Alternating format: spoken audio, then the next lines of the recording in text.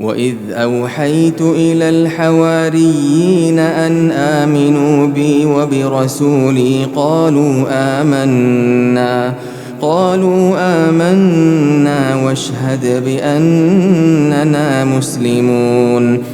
إذ قال الحواريون يا عيسى ابن مريم هل يستطيع ربك أن ينزل علينا مائدة من السماء؟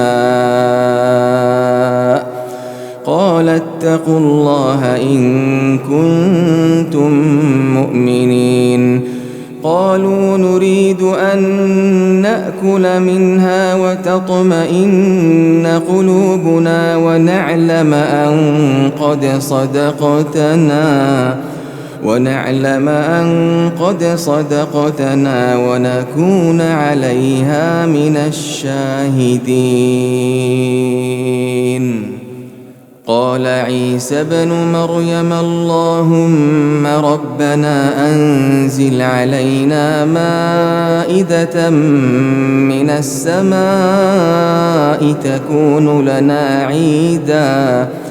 تكون لنا عيدا لأولنا وآخرنا وآية منك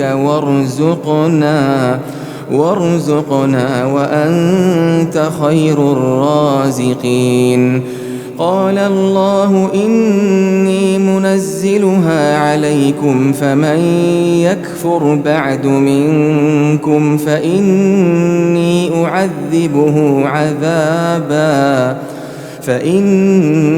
أعذبه عذابا لا أعذبه أحدا من العالمين.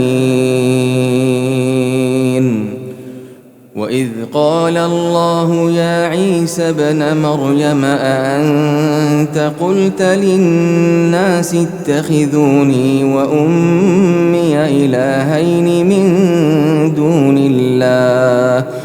قال سبحانك ما يكون لي أن أقول ما ليس لي بحق، إن كنت قلته فقد علمته، تعلم ما في نفسي ولا أعلم ما في نفسك، إنك أنت علام الغيوب.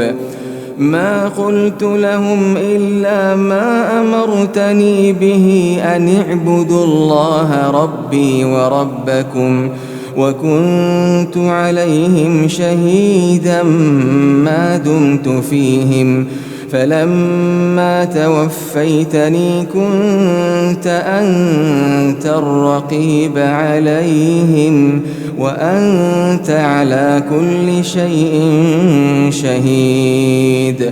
إن تعذبهم فإنهم عبادك وإن تغفر لهم فإنك أنت العزيز الحكيم.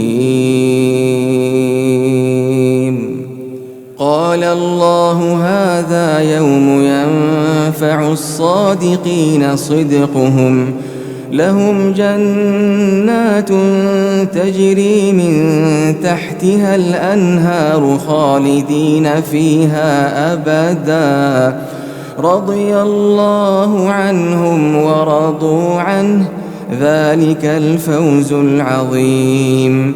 لله ملك السماوات والأرض وما فيهن وهو على كل شيء قدير.